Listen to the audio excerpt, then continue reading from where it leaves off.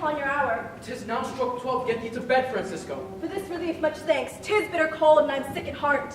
Have you had quiet guard? Not enough stirring. Well, good night. If you do meet Horatio and Marcellus, the rivals of my watch, bid them make haste. I think I hear them. Stand ho! Who's there? Runs to this ground. And legion to the Dane. Horatio? A piece of him. Welcome, Horatio. Welcome, good Marcellus. Give you good night. Who hath relieved you? Bernardo has my place. Give you good night. What? Has this thing appeared again tonight? I have seen nothing. Horatio says 'tis but our fantasy and will not let Lee take hold of him, touching this dreaded sight twice seen of us. Therefore, I have entreated him along with us to watch the minutes of this night, and if the apparition doth come, he may approve our eyes and speak to it. Tush, tush, 'twill not appear. Beast, break thee off! Look where it comes again! The same figure like the king has dead! Thou art the scholar, speak to it, Horatio! Looks it not like the king Margaret, Horatio! It's like it harassed me with fear and wonder. It would be spoke to! Question it, Horatio! What art thou that usurps this time of night, together with that fair and warlike form in which the majesty of merry Denmark did sometimes march? By heaven, I charge thee, speak! It is offended! See, it stops away! Say, speak! Speak, I charge thee, speak! It is gone, and will not answer. How now, Horatio? You tremble and look pale. Is not this something more than fantasy? What think you want? Before my God, I might not disbelieve without the sensible and true avouch of mine own eyes. Is it not like the king? As thou art thyself. Thus, 'Tis strange. thus twice before in jump at this dead hour with martial stalk hath he gone by our watch. This bodes some strange eruption to our state. But stop! Behold! Lo, where it comes again. Across it go, clasp me. Stay, illusion! If thou hast any sound or use of voice, speak to me! Stop it, Marcellus! Shall I strike at If it? it will not stand! 'Tis here! 'Tis here! 'Tis here! 'Tis gone! It was about to speak when the cock crew. And then it started like a guilt sipping upon a fearful summons. He faded with the crowing of the cock. But look, the morn in russet mantle clad walks o'er the dew of yon high eastward hill. Rig we our watch up, and by my advice let us impart what we have seen tonight unto young Hamlet. For upon my life this spirit dumb to us will speak to him.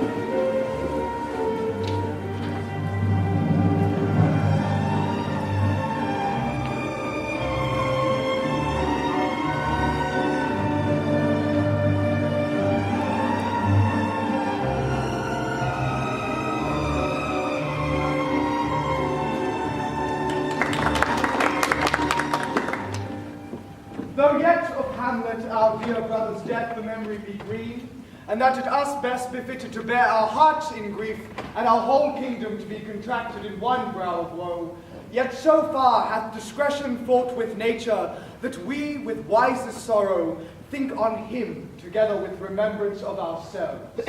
Therefore our sometime sister, now our queen, the imperial jointress to this warlike state have we, as 'twere with a defeated joy, with mirth in funeral and with dirge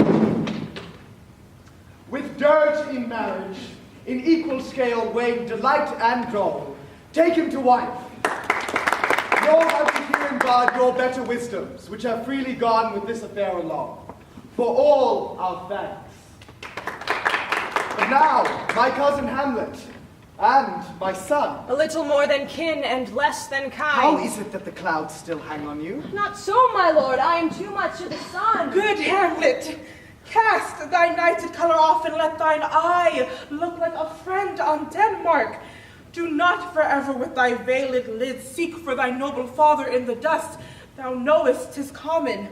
All that lives must die, passing through nature to eternity. Aye, madam, it is common. If it be, why seems it so particular with thee? Seems, madam! Nay, it is, I know not seems. 'Tis not alone my inky cloak, good mother, together with all forms, moods, shapes of grief that can denote me truly. These indeed seem by their actions that a man might claim. But I have that within which passeth show, These but the trappings and the suits of woe. 'Tis sweet and commendable in your nature, Hamlet, to give these morning duties to your father. But you must know, your father lost a father. That father lost his. And the survivor bound in filial obligation for some term to do obsequious sorrow. But to persever in obstinate condolement is a course of impious stubbornness. 'Tis unmanly grief. Fie, 'tis a fault to heaven. To reason most absurd, whose common theme is death of fathers, and who still hath cried from the first corpse till he that died today, this must be. So, we pray you, throw to earth this unprevailing woe, and think of us as of a father. But let the world take note, you are the most immediate to our throne. For your intent in going back to school in Wittenberg, it is most retrograde to our desire, and we beseech you, bend you to remain here, in the cheer and comfort of our eye, our chiefest courtier, cousin, and our son. Do not let thy mother lose her prayers, Hamlet. I pray thee stay with us, though not to Wittenberg. I shall in all my best obey you, madam. Why, 'tis a loving and fair reply. Be as ourself in Denmark. Madam.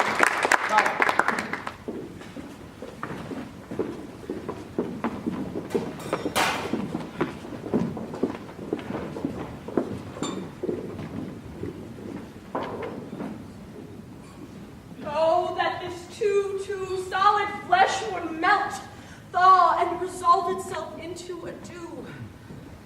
Or that the everlasting had not fixed his cannon against self-slaughter. Oh, God, that it should come to this. But 2 months dead, nay, not so much, not 2. Why, she would hang on him as if increase of appetite had grown by what it fed on. And yet within a month, let me not think on't. Frailty, thy name is woman. Oh God, a beast that wants discourse of reason would have mourned longer. Married with my uncle, my father's brother, but no more like my father than I to Hercules. Within a month, oh most wicked speed, to post with such dexterity to incestuous sheets, it is not nor cannot come to good but break my heart, for I must hold my tongue. Hail to your lordship. I'm glad to see you well. Horatio, or I do forget myself. Same, my lord, and your poor servant ever. Sir, my good friend, I'll change that name with you. But what make you from Wittenberg, Horatio? Marcellus. My good lord. I'm glad to see you well. Good even, sir. But what in faith make you from Wittenberg? My lord, I came to see your father's funeral. I pray thee, do not mock me, fellow student. I think it was to see my mother's wedding. Indeed, my lord, it followed hard upon. Thrift, Horatio. The funeral baked meats did coldly furnish forth the marriage tables. Would I had met my dearest foe in heaven, or ever I had seen that day. Horatio, my father, methinks I see my father. Where, my lord? In my mind's eye, Horatio. My lord, I think I saw him yesternight. Saw who? My lord, the king, your father. The king, my father. Seizing your admiration for a while with an attent ear, till I may deliver upon the witness of these gentlemen this marvel to you. For God's love, let me hear. 3 nights together had these gentlemen, Marcellus and Bernardo, on their watch in the dead waste and middle of the night been thus encountered. A figure like your father appears before them, and with solemn march goes slow and stately by them.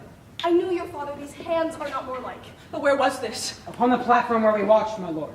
'Tis very strange. As I do live my honor, lord, 'tis true. I would I had been It would there. have much amazed me. Very like, very like. I will watch tonight, perchance to walk again. Yours it will. That assume my noble father's person, I'll speak to it, though hell itself should gape and bid me hold my peace. So fare you well, upon the platform twixt 11 and 12, I'll visit you. Our duty to your honor. Your love's as mine to you. Farewell. My father's spirit, all is not well. I doubt some foul play. Would the night were come. Till then sit still my soul. Foul deeds will rise, though all the earth o'erwhelm them to men's eyes. my necessaries are embarked. Farewell. And sister, as the winds give benefit, and convoy is assisted, do not sleep, but let me hear from you. Do you doubt that? For Hamlet and the trifling of his favor, hold it a fashion and a toy in blood, no more. No more but so. Think it no more. Perhaps he loves you now, but you must fear his greatness weighs his will is not his own. For on his choice depends the safety and health of this whole state. Then weigh what loss your honor may sustain if with too prudent ear you list his songs, or lose your heart, or your chaste treasure open to his unmastered importunity. I shall the effect of this good lesson keep as watchman to my heart. But, good my brother, do not, as some ungracious pastors do, show me the steep and thorny way to heaven, whilst like a puffed and reckless libertine himself, the primrose path of dalliance treads and wrecks not his own breed. Oh, fear not me! I stay too long, but here my father comes. Yet here, Laertes, aboard, for shame. The wind sits in the shoulder of your sail, and you are stayed for. Ah, there, my blessing with thee. And these few precepts in thy memory, see thou carry. Beware of entrance to a quarrel, but being in, bear that the opposed may beware of thee. Give every man thy ear, but few thy voice. Take each man's censure, but reserve thy judgment. Neither a borrower nor a lender be, for loan oft lose both itself and friend, and borrowing dulls the edge of the husbandman. This above all, to thine own self be true, and it must follow as the night of the day, thou canst not then be false to any man. Farewell, my blessing season this in thee. Most humbly do I take my leave, my lord. The time invites you. Go, your servants tend. Farewell, Ophelia. Remember well what I have said to you. 'Tis in my memory locked, and you yourself shall keep the key of it. Farewell. What is Ophelia? Yeah, said to you. So please you something touching the Lord Hamlet. Mary, well bethought. What is it between you? Give me up the truth. He hath, my lord, of late made many tenders of his affection. Affection? Who? You speak like a green girl. Do you believe these tenders, as you call them? I do not know, my lord, what I should think. Mary, I'll teach you. Think yourself a baby. My lord, he hath given countenance to his speech with all the holy vows of Use heaven. blazes, daughter. You must not take for fire. From this time, be somewhat scanter of your maiden presence. In view, Ophelia, I would not, in plain terms, from this time forth, have you so slandered any moment's leisure as to give words or talk to the Lord Hamlet. Look to, I charge you. I shall obey, my lord. Come your ways.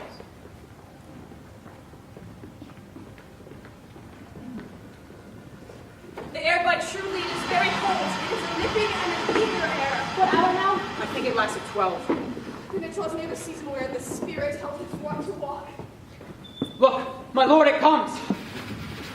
Angels and ministers of grace defend us. Be thou a spirit of health or goblin damned. Bring with thee airs from heaven or blasts from hell. Thou comest in such a questionable shape that I will speak to thee. I'll call thee Hamlet.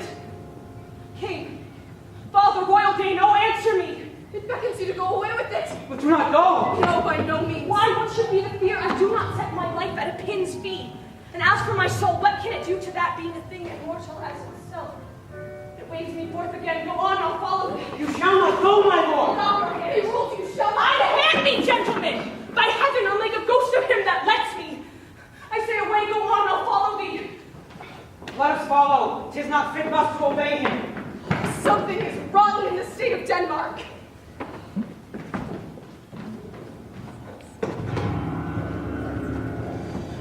Where wilt thou lead me? Speak, I'll go no further. Mark me! I will. My hour is almost come when I to sulphurous and tormenting flames must render up myself. Alas, poor ghost. Pity me not, but lend thy serious hearing to what I shall unfold. Speak, I am bound to hear. So art thou to revenge when thou shalt hear. What? I am thy father's spirit, doomed for a certain term to walk the night, and for the day confined to fast and fires, till the foul crimes done in my days of nature are burnt and purged away.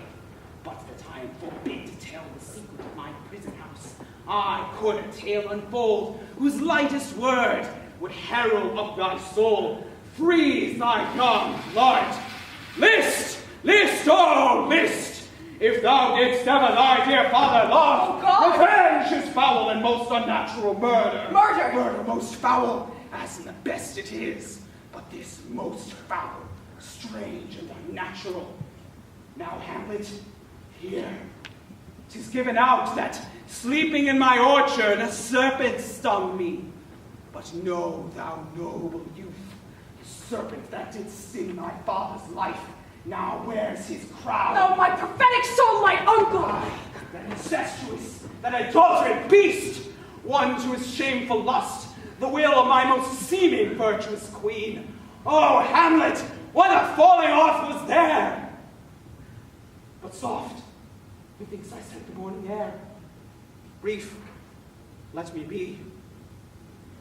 Sleeping within the orchard, my custom always of the afternoon, upon my secure hour thy uncle stole, with juice of cursed Hebnon in a vial, and in the porches of my ears did pour the leprous stillment. Thus was I, sleeping by a brother's hand, of life, of crown, of queen, at once dispatched, cut off, even in the blossoms of my sin. No reckoning made, but sent to my account with all my imperfections on my head. If thou hast nature in thee, bear it not. Let not the royal bed of Denmark be a couch for luxury and damned incest. But howsoever thou pursuest this act, taint not thy mind, nor let thy soul contrive against thy mother aught. Leave her to heaven, and to those thorns that in her bosom lodge, to prick and sting her. Fare thee well at once! The glowworm shows the matin to be near. Adieu, adieu. Hamlet! Remember me.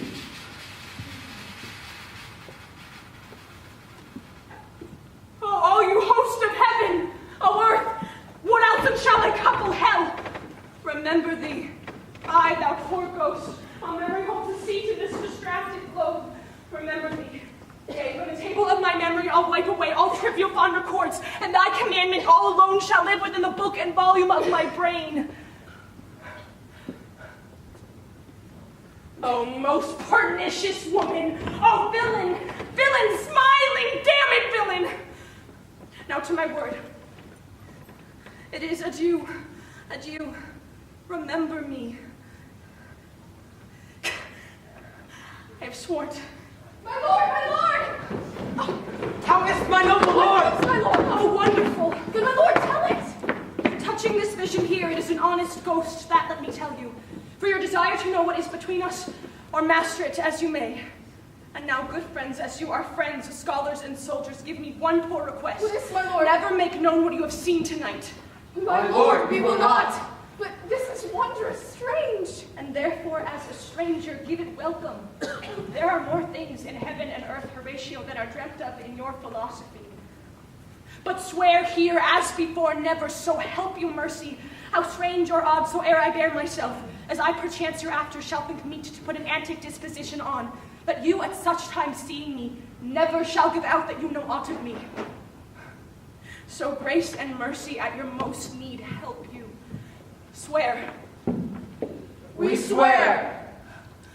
So gentlemen, with all my love I do commend me to you. Let us go in together.